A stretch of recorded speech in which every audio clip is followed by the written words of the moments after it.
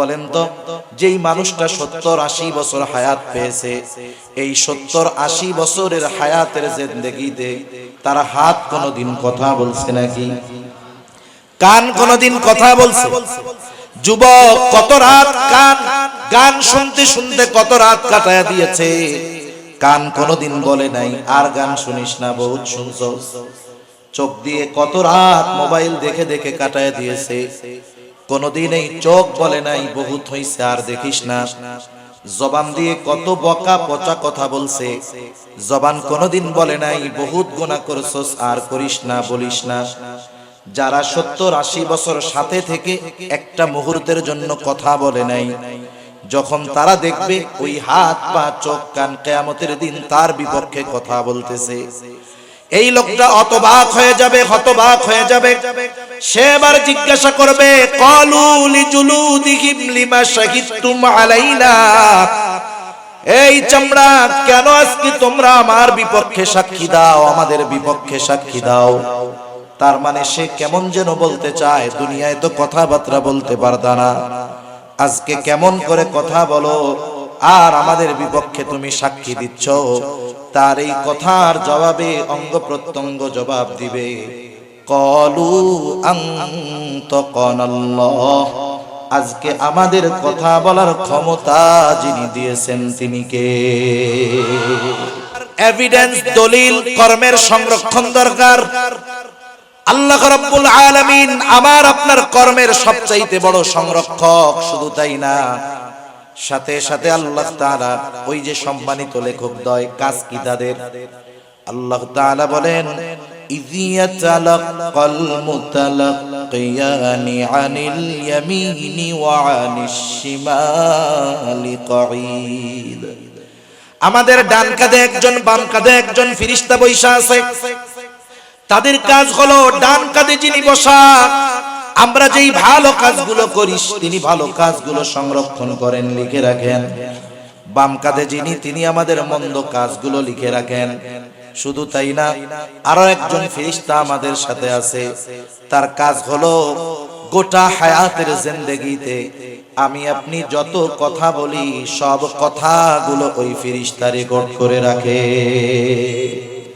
আল্লাহ রাব্বুল আলামিন বলেন, মা ইয়ালফিযু মিন কাওলিন ইল্লা লাদাইহি রাকীবুন আতীদ।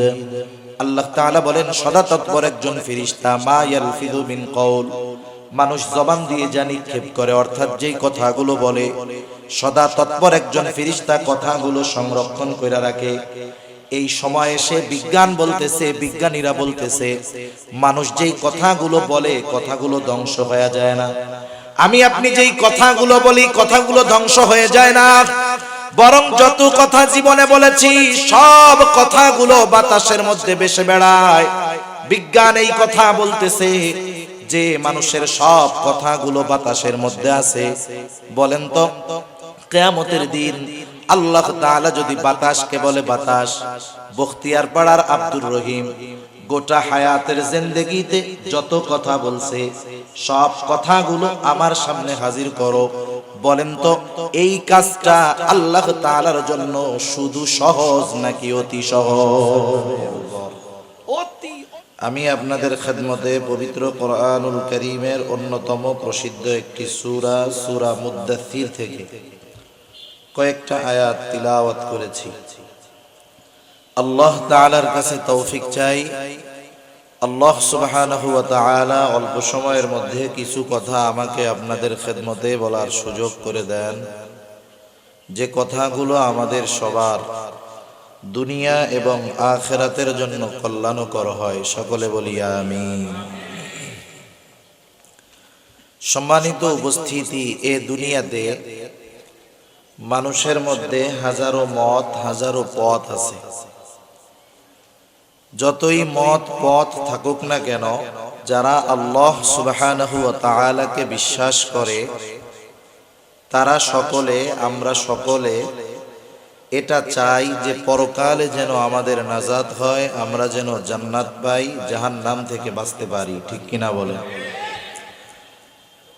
জান্নাত যদি পেতে হয়, জাহান্নাম থেকে যদি বাঁচতে হয়, তাহলে আমাদেরকে এই কথাগুলো জানার দরকার যে কোন কাজ করলে জান্নাতে যেতে হবে আর কোন কাজগুলোর কারণে জাহান্নামে যাওয়া লাগবে। আল্লাহ সুবহানাহু ওয়া তাআলা ও রাসূল আকরাম সাল্লাল্লাহু আলাইহি ওয়াসাল্লাম আমাদেরকে এ ব্যাপারে সুন্দর দিক নির্দেশনা নবীজি সাল্লাল্লাহু আলাইহি ওয়াসাল্লাম দিয়ে গিয়েছেন। কারণ উম্মতের প্রতি রাসূল আকরাম সাল্লাল্লাহু আলাইহি ওয়াসাল্লামের যে দরদ, বান্দার প্রতি আল্লাহ সুবহানাহু ওয়া তাআলার যে মহব্বত ভালোবাসা, এটা কল্পনাও করা যায় না।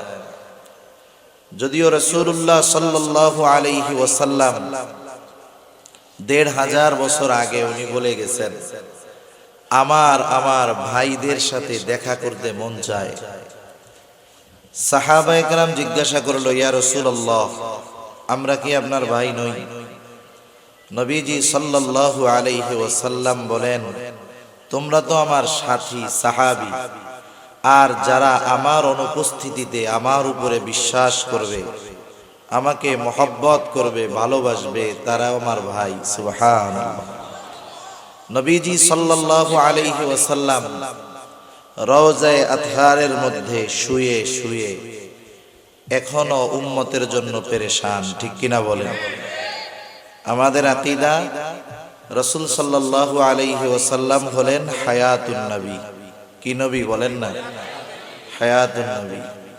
নবীজি সাল্লাল্লাহু আলাইহি ওয়াসাল্লাম তার উম্মতের সালাম শোনেন। রাসূল সাল্লাল্লাহু আলাইহি ওয়াসাল্লামের কাছে সালামও পৌঁছায়া দেওয়া হয়। শুধু তাই না, কিয়ামতের ময়দানে যখন সবাই চিন্তিত থাকবে, নবীজি সাল্লাল্লাহু আলাইহি ওয়াসাল্লাম নিজের ব্যাপারে চিন্তিত থাকবেন না, বরং তিনি তার উম্মতকে কেমনে জান্নাতে নেওয়া যায় সে ব্যাপারে নবীজি চিন্তিত থাকবেন। সুবহানাল্লাহ। সেই নবী সাল্লাল্লাহু আলাইহি ওয়াসাল্লামের কাছে আল্লাহ সুবহানাহু ওয়া তাআলা যে ওহী প্রেরণ করেছেন, এগুলোর মধ্যে আল্লাহ তাআলা আমাদেরকে জাহান্নাম থেকে বাঁচার, জান্নাতে যাওয়ার পথ নির্দেশিকা আল্লাহ তাআলা আমাদের জানায় দিয়েছেন। তো সম্মানিত উপস্থিতি, এখন এই মুহূর্তে আমরা এখানে যারা আছি, আশেপাশে যারা আছে, গোটা দুনিয়াতে যত মানুষ আছে, এ কথা মোটামুটি নিশ্চিতভাবে বলা যায়, আজ থেকে নিয়ে ১০০ বছর পর এই মুহূর্তে পৃথিবীতে যারা আছে তাদের কেউ থাকবে না। গড় আয়ু, স্বাভাবিক হায়াত এ কথাই বলে। এটাই বোঝা যায় ১০০ বছর পরে দুনিয়ায় কেউ থাকতে পারবে না। এ দুনিয়া থেকে আমাদের সকলকে চলে যেতে হবে সুনিশ্চিত। দুনিয়ার অনেক সত্য আছে, যেই সত্যগুলো সব মানুষ বিশ্বাস করে না। যেমন আসমান জমিনের স্রষ্টা কে বলেন তো? আমার আপনার স্রষ্টা কে? আল্লাহ সুবহানাহু ওয়া তাআলা। আসমান জমিনের স্রষ্টা আল্লাহ, আমার আপনার স্রষ্টা আল্লাহ, এটা যে সত্য এ ব্যাপারে কোনো সন্দেহ নাই। কিন্তু বাস্তবতা, দুনিয়ার বড় একটা অংশ স্রষ্টা হিসাবে আল্লাহ তাআলাকে বিশ্বাস করে না।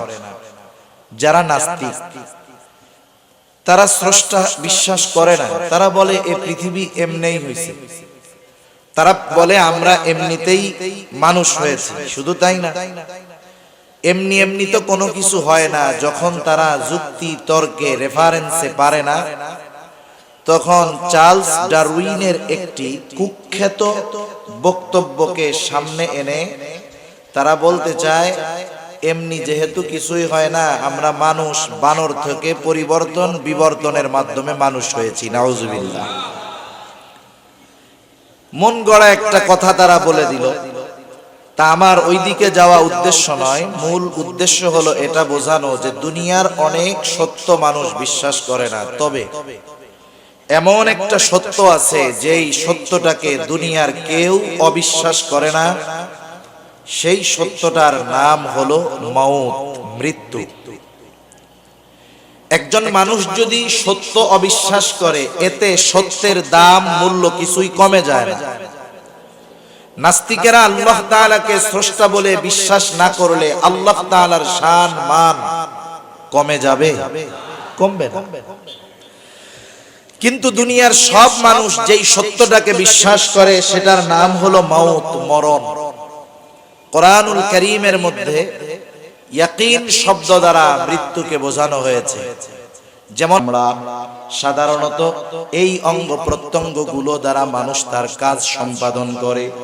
বলেন তো, যেই মানুষটা 70-80 বছর হায়াত পেয়েছে, এই 70-80 বছরের হায়াতের জিন্দেগিতে তার হাত কোনোদিন কথা বলছে নাকি? কান কোনোদিন কথা বলছে? যুবক কত রাত গান শুনতে শুনতে কত রাত কাটায়া দিয়েছে, কান কোনোদিন বলে নাই আর গান শুনিস না, বহুত শুনছস। চোখ দিয়ে কত রাত মোবাইল দেখে দেখে কাটায়া দিয়েছে, কোনদিন এই চোখ বলে নাই বহুত হইছে আর দেখিস না। জবান দিয়ে কত বকা পচা কথা বলছে, জবান কোনদিন বলে নাই বহুত গুনাহ করছস আর করিস না, বলিস না। যারা 70-80 বছর সাথে থেকে একটা মুহূর্তের জন্য কথা বলে নাই, যখন তারা দেখবে ওই হাত পা চোখ কান কিয়ামতের দিন তার বিপক্ষে কথা বলতেছে, এই লোকটা অতবাক হয়ে যাবে, হতবাক হয়ে যাবে। সে এবার জিজ্ঞাসা করবে, ক্বালু লিজুলুদিহিম লিমা শাহিদতুম আলাইনা, এই চামড়া কেন আজকে তোমরা আমার বিপক্ষে সাক্ষী দাও, আমাদের বিপক্ষে সাক্ষী দাও। তার মানে সে কেমন যেন বলতে চায়, দুনিয়ায় তো কথাবার্তা বলতে পারতা না, আজকে কেমন করে কথা বলো আর আমাদের বিপক্ষে তুমি সাক্ষী দিচ্ছ। তার এই কথার জবাবে অঙ্গ প্রত্যঙ্গ জবাব দিবে, ক্বালু আনতাকানাল্লাহ, আজকে আমাদের কথা বলার ক্ষমতা যিনি দিয়েছেন তিনি কে? দুনিয়ায় আল্লাহ তাআলা কথা বলতে মানা করছে তাই বলি নাই, কিন্তু আজকে তো আল্লাহ তাআলা কথা বলার ক্ষমতা দিয়েছে। এই জন্য আজকে তোমার সব কর্মের খবর, যেহেতু আমি সাক্ষী, আমি চোখ দিয়ে তুমি এই গুনাহগুলো করছো, আমি কান দিয়ে এই গুনাহগুলো করছো, আমি হাত দিয়ে গুনাহগুলো করছো, আমি তোমার গুনার সবচেয়ে বড় সাক্ষী। এজন্য আজকে আমি আল্লাহ কথা বলার ক্ষমতা দিয়েছে, তোমার ব্যাপারে আমি আল্লাহর কাছে তোমার কর্মের সাক্ষী দিচ্ছি। আরো সাক্ষী আছে, আমি আর ওদিকে যাব না। এখন বলেন, অনেক সময় দুনিয়ায় মিথ্যা সাক্ষী পাওয়া যায়, অনেক ক্ষেত্রে সত্য সাক্ষীকে হুমকি ধামকি প্রলোভন লোভ দিয়ে মিথ্যা সাক্ষ্য দেওয়ানো যায়। কিন্তু কিয়ামতের ময়দানে আল্লাহ তাআলা যেই সাক্ষীর ব্যবস্থা করেছেন, এই সাক্ষীগুলোকে হুমকি ধামকি টাকা পয়সা দিয়ে তাদের সাক্ষ্য পরিবর্তন করা যাবে না। দ্বিতীয় যেই জিনিসটা দরকার, এভিডেন্স, দলিল, কর্মের সংরক্ষণ দরকার। আল্লাহ রাব্বুল আলামিন আমার আপনার কর্মের সবচাইতে বড় সংরক্ষক। শুধু তাই না, সাথে সাথে আল্লাহ তাআলা ওই যে সম্মানিত লেখক দ্বয় কাজ কি তাদের, আল্লাহ তাআলা বলেন, ইযিয়াতালাক্কাল মুতালাক্কিয়ানি আনিল ইয়ামিনি ওয়া আনিশ শিমালি কঈদ। আমাদের ডান কাঁধে একজন, বাম কাঁধে একজন ফেরেশতা বৈশা আছে। তাদের কাজ হলো, ডান কাঁধে যিনি বসা, আমরা যেই ভালো কাজগুলো করি তিনি ভালো কাজগুলো সংরক্ষণ করেন, লিখে রাখেন। বাম কাঁধে যিনি, তিনি আমাদের মন্দ কাজগুলো লিখে রাখেন। শুধু তাই না, আরো একজন ফেরেশতা আমাদের সাথে আছে, তার কাজ হলো গোটা হায়াতের জিন্দেগিতে আমি আপনি যত কথা বলি সব কথাগুলো ওই ফেরেশতা রেকর্ড করে রাখে।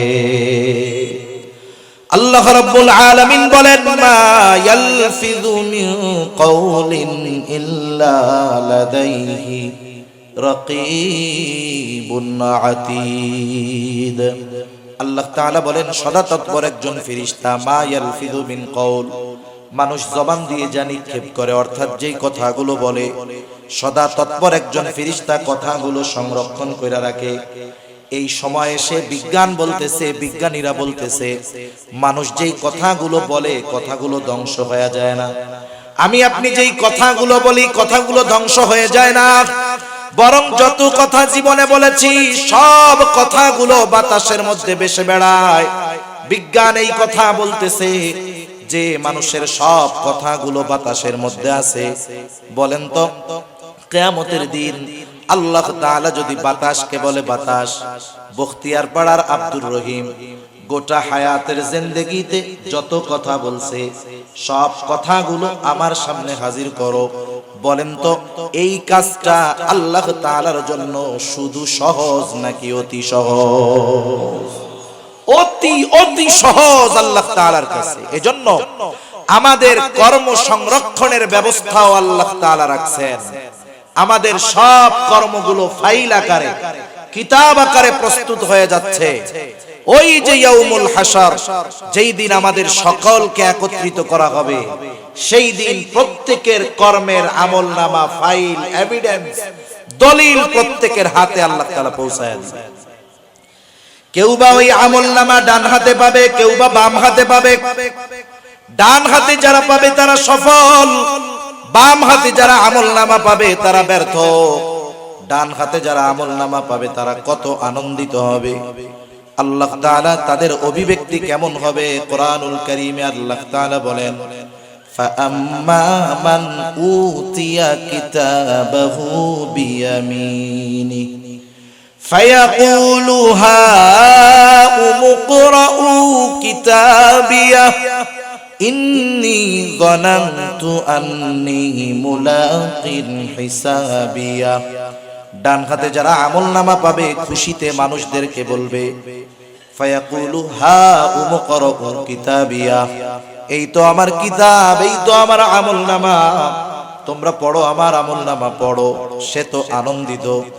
তাকে যদি প্রশ্ন করা হতো, কেন তুমি ডান হাতে আমলনামা পাইলা, কেমন যেন এই প্রশ্ন করার আগেই সে জবাব দিয়ে বলবে, ইন্নী যানানতু আন্নী মুলাকিন হিসাবিয়া।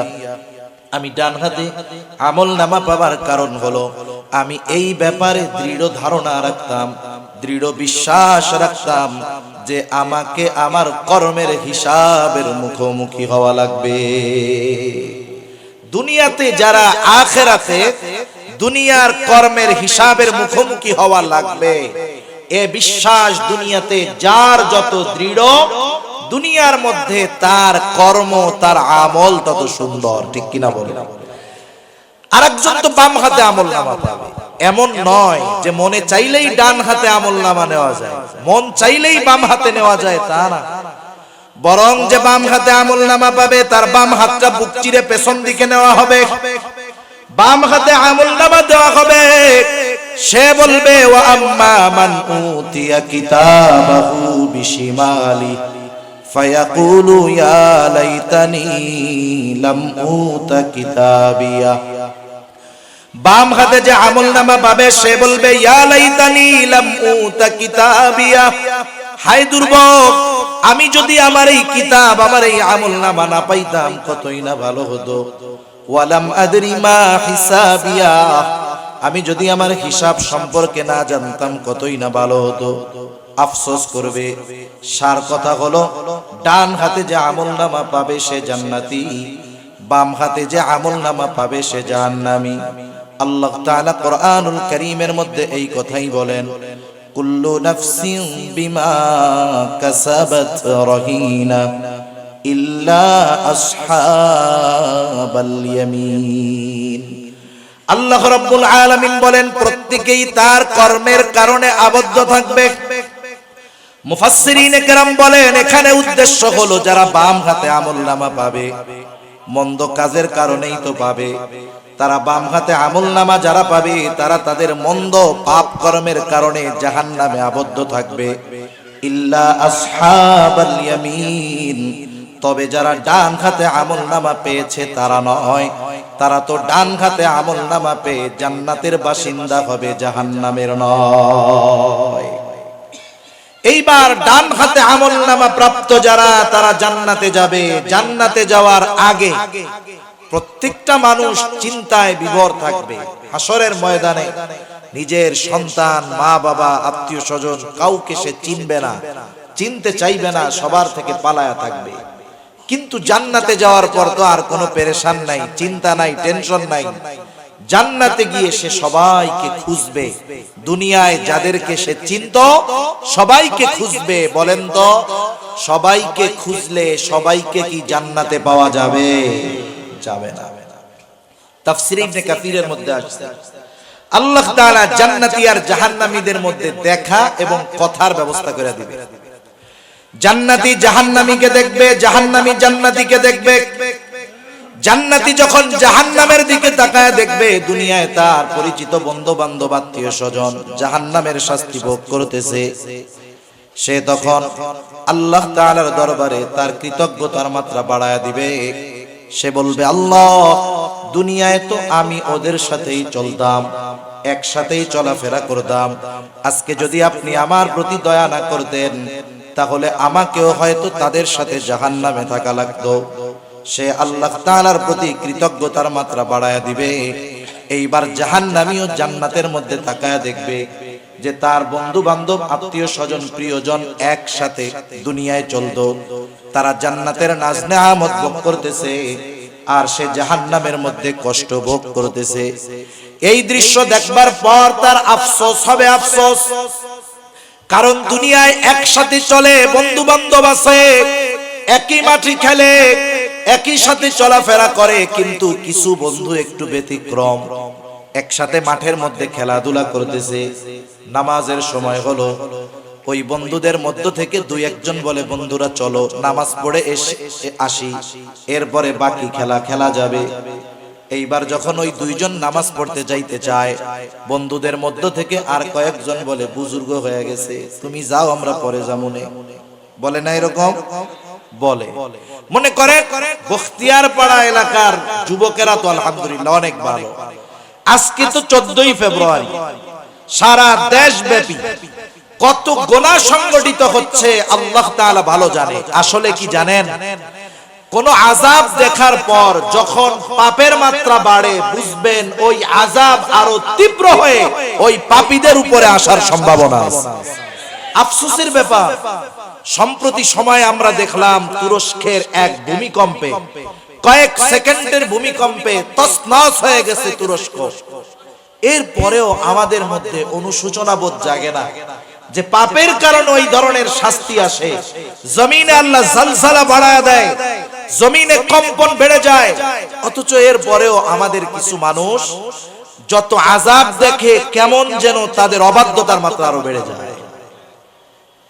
তা কত অপরাধ চলতেছে। হয়তো বন্ধু বান্ধবের মধ্যে কেউ কেউ বলছে যে দেখ ভাই, 14ই ফেব্রুয়ারি আমরা গান টান এসব করতে পারবো না, আল্লাহর ভয় আছে, তোমরা করলে করো, আমরা পারবো না, কিন্তু না করা ভালো। তখন বন্ধুরা কি বলে, দৌড় বেটা, এখন তো যুবক, এখন তো উপভোগের সময়, এনজয়ের সময়, বাদ দে, বুড়া হইলে ভালো হয়ে যাবে। হায় হায়, হয়তো আল্লাহ না করুন ওই যে গুনার থেকে ফিরতে বলতো, ফিরতো, নামাজে যাইতো, ওই বন্ধু জান্নাতে যাবে আর ওইগুলা জাহান্নামে। যখন তাকায় দেখবে যে হায় হায়, নামাজের 5টা মিনিট সময় যদি ওর সাথে সেই দিন যাইতাম তাহলে তো আজকে আমিও জান্নাতে থাকতে পারতাম। এই যে আফসোস, অল্প কারণে, অল্প সময় তার সাথে না থাকার কারণে জাহান্নামে গেলাম, এই আফসোসের কারণে এমনিতেই তো শাস্তি হবে, আফসোসের কারণে তার মধ্যে কষ্ট অনুভব আরো বেড়ে যাবে। শুধু তাই না, জান্নাতি আর জাহান্নামীদের মধ্যে কথোপকথন হবে। আল্লাহ রাব্বুল আলামিন সেই কথাই বলেন। আল্লাহ তাআলা কোরআনুল কারীমের মধ্যে জানায় দেন, ফি জান্নাতি ইয়াতাসাআলুনা আনিল মুজরিমিনা মা সালাকাকুম ফি সাকার। জান্নাতীরা পরস্পর জাহান্নামীদেরকে জিজ্ঞাসা করবে, কোন কারণে তোমরা জাহান্নামে আসলা, কোন কারণে তোমরা জাহান্নামী। জান্নাতীদের এই প্রশ্নের জবাবে জাহান্নামীরা জাহান্নামে যাওয়ার 4টি কারণ বলবে। কয়টা কারণ? একটু জোরে বলেন না কয়টা? এই 4 কারণ যদি আমাদের কারো মধ্যে থাকে, ওই কারণগুলো রাখবো নাকি বাহির করে দিব? বলেন তো, ডাক্তার যদি বলে আপনি যদি জীবন বাঁচাতে চান, আপনার এমন রোগ হইছে হাতটা কাইটা ফেলতে হবে, কি করবেন? শুধু কাটবেন না, টাকা দিয়া কাটবেন। কাটার পরে যদি সুন্দর হয় ডাক্তারের প্রশংসা করে বলবেন, দেখছো ডাক্তার কত ভালো ডাক্তার, একেবারে সমান কইরা কাটছে, অথচ হাত একটা ফালায়া দিছে, টাকাও দিলেন, প্রশংসাও করলেন। আফসোস, আমরা জীবন বাঁচানোর জন্য হাত ফালায়া দিতে দ্বিধাবোধ করি না, টাকা দিয়া উল্টা আরো হাত ফালায়া দেই। অথচ জাহান্নাম থেকে বাঁচার জন্য আল্লাহ তাআলা কিছু নির্দেশনা আমাদের দেন। আমরা জীবন বাঁচানোর জন্য এত কিছু করি, জাহান্নাম থেকে বাঁচার জন্য কিছু জিনিস আমরা ত্যাগ করতে পারি না। এটা আমাদের জন্য আফসোসের ব্যাপার। 5-6 মিনিটের মধ্যে 4 কারণ বলে আমি আলোচনা শেষ করব, একটু খেয়াল দিয়ে শুনবো ইনশাআল্লাহ। আচ্ছা ঠিক আছে। তাহলে জাহান্নামীরা 4টি কারণ বলবে। কয়টা কারণ? আরো জোরে বলেন কয়টা? বলেন তো। আমি শুরুতে বলেছিলাম দুনিয়ার মধ্যে হাজারো মত থাকতে পারে, পথ থাকতে পারে, কিন্তু আল্লাহ তাআলাকে যারা বিশ্বাস করে কেউ জাহান্নামে যাইতে চায় না, ঠিক কিনা বলেন? সেজন্য আমরা কেউ জাহান্নামে যদি না যাইতে চাই, এই সূরার এই আয়াতগুলোর আলোকে এই নির্দেশনা আমাদের ফলো করা জরুরি। জাহান্নামীরা এবার বলবে ক্বালু লাম নাকু মিনাল মুসাল্লিন। 1 নাম্বার কারণ হিসাবে বলবে লাম নাকু মিনাল মুসাল্লিন। আমরা জাহান্নামে আসার 1 নাম্বার কারণ আমরা মুসল্লি ছিলাম না। মুসল্লি কাকে বলে? সপ্তাহে একদিন মসজিদে হাজিরা দিলে সে মুসল্লি নয়, বরং মুসল্লি হলো সে যে নামাজ ত্যাগ করে না। কিন্তু আফসোসের ব্যাপার, আমাদের দেশে অধিকাংশ মানুষ প্রকৃত মুসল্লি নয়। আমাদের ঢাকা শহরে দেখছি আর কি, 7-8 তলা মসজিদ, এক ফ্লোরে 2-3 হাজার লোক ধরবে। জুমার দিন এই 7-8 ফ্লোর পুরা ভরে যায়, মসজিদের ছাদ ভরে যায়। শুধু তাই না, মসজিদের বাহিরে রাস্তায় যত মানুষ থাকে, মসজিদের ভিতরে যত মানুষ, তার চাইতে বাইরেও আরো বেশি মানুষ। ওই মসজিদটাতে ওই দিনের আসরের নামাজে নিচের ফ্লোরের অর্ধেকও ভরে না। তার মানে একটু সমীকরণ টান দেন, জুমার মুসল্লি যা হয় হোক, আমাদের দেশে প্রকৃত মুসলমান নামাজি মুসল্লি 5%ও নাই, হয়তো একটু কম বেশি হইতে পারে। তার মানে আমাদের দেশে আমরাই অধিকাংশ প্রকৃত মুসল্লি নয়। এখন মুসল্লি নয় কেন, মানে নামাজি নয় কেন, বেনামাজি কেন বেশি? আপনি আমি যদি নামাজ না পড়ার কারণগুলো অনুসন্ধান করি, মুসলমান নামাজ কেন পড়ে না, কারণ হিসাবে পাওয়া যাবে যে সে তার দুনিয়ার কর্মকে প্রাধান্য দিয়ে নামাজ পড়ে না। আপনি যদি খুঁজেন ব্যবসায়ী নামাজ পড়ে না, কেন পড়ে না? ব্যবসার কারণে পড়ে না। সিএনজি ওয়ালা নামাজ পড়ে না, কেন পড়ে না? তার সিএনজি চালানোর কারণে পড়ে না। যে নৌকা চালায় নামাজ পড়ে না, কেন পড়ে না? নৌকা চালানোর কারণে পড়ে না। চাকরিজীবী নামাজ পড়ে না, কেন পড়ে না? চাকরি করার কারণে পড়ে না, ঠিক কিনা বলেন? একটু বুঝে থাকলে আমাকে একটু জবাব দেন তো। মানুষ যে কাজ করে, কর্ম করে, এগুলো কেন করে? রিজিকের জন্য, তাই তো? চাকরি করে রিজিকের জন্য, ব্যবসা করে রিজিকের জন্য। তাহলে রিজিকের জন্য চাকরি করে, রিজিক উপার্জন করতে গিয়ে সে নামাজ পড়ে না। এখন বুঝে থাকলে জবান খুলে জবাব দিবেন, ওই রিজিকের মালিক কে? আরো জোরে কে? রিজিকের মালিক রাজ্জাক। রিজিক পাওয়ার যেই পদ্ধতি বলল, সেই পদ্ধতি বাদ দিয়ে যদি আমরা রিজিক তালাশ করি, আসল রিজিক পাওয়া যাবে? রিজিকের মালিক কি বলে? রিজিকের মালিক বলে ওয়ামুর আখলাকা বিসসালাতি ওয়াসতাবির আলাইহা লা নাসআলুকা রিজকা। রিজিকের মালিক বলে তুমি তোমার অধীনস্থ যারা আছে নামাজের আদেশ করো, তুমিও তার উপরে অটল থাকো। তার মানে তুমি নামাজি হও, ঘরের মানুষদেরকে নামাজি বানায় দাও, তাইলে কি হবে? আল্লাহ তাআলা বলেন বান্দা লা নাসআলুকা রিজকা, আমি আল্লাহ তোমার কাছে তো রিজিক চাই না, কিন্তু তুমি মুসল্লি, ঘরের মানুষ যদি মুসল্লি হয়ে যায়, নাহনু নারযুকুকা, তুমি মুসল্লি, ঘরের মানুষ মুসল্লি, আমি আল্লাহ তোমাকে এই জন্য রিজিক দিয়ে দিব। তাইলে আমরা তো ইমানদার, আমরা এই কথা বিশ্বাস করি আমার কর্ম, আমার চাকরি, আমার ব্যবসা আমাকে রিজিক দেয় না, রিজিক দেয় কে? আরো জোরে কে? সেই রিজিকের মালিক বলতেছে তুমি মুসল্লি হও, ঘরের মানুষকে মুসল্লি বানাও, আমি আল্লাহ তোমাকে রিজিক দিব। তাহলে যদি মুসল্লি হওয়া যায় দুনিয়ার লাভ রিজিক পাওয়া যাবে, সাথে সাথে জাহান্নাম থেকে বাঁচা যাবে। এই জন্য জাহান্নামীরা তাদের জাহান্নামে যাওয়ার এক নাম্বার কারণ বলছে আমরা মুসল্লি ছিলাম না। আর আমরা মুসল্লি হব, কি হব একটু জোরে বলেন, আরো জোরে বলেন কি হব? শত ব্যস্ততা থাক, নামাজ আমরা বাদ দিব না। এইবার 2 নাম্বার কারণ, তারা বলবে ওয়ালাম নাকু নুতঈমুল মিসকিন, আমরা মিসকিনদেরকে খানা দিতাম না। সাধারণভাবে মানুষকে খানা খাওয়ানো ফজিলতের কাজ। কেউ যদি নিঃস্বার্থভাবে আল্লাহর জন্য খানা খাওয়ায়, একজন গরিব মানুষও যদি একজন কোটিপতিকে আল্লাহর সন্তুষ্টির জন্য খানা খাওয়ায়, ফজিলত আছে। রাসূলুল্লাহ সাল্লাল্লাহু আলাইহি ওয়াসাল্লামের কাছে এক লোক আসছে, জিজ্ঞাসা করতেছে আইয়ুল ইসলামি খাইর, ইসলামের মধ্যে সর্বোত্তম কাজ কোনটা? নবীজি সাল্লাল্লাহু আলাইহি ওয়াসাল্লাম উম্মতের রূহানি ডাক্তার, তিনি একই প্রশ্নের ক্ষেত্রে ব্যক্তিভেদে বিভিন্ন জবাব দিতেন।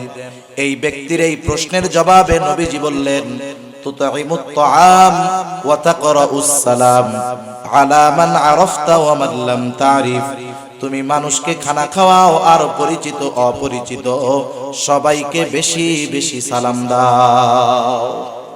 তার মানে সাধারণভাবে কেউ যদি আল্লাহর সন্তুষ্টির জন্য খানা খাওয়ায়, ফজিলত আছে না নাই?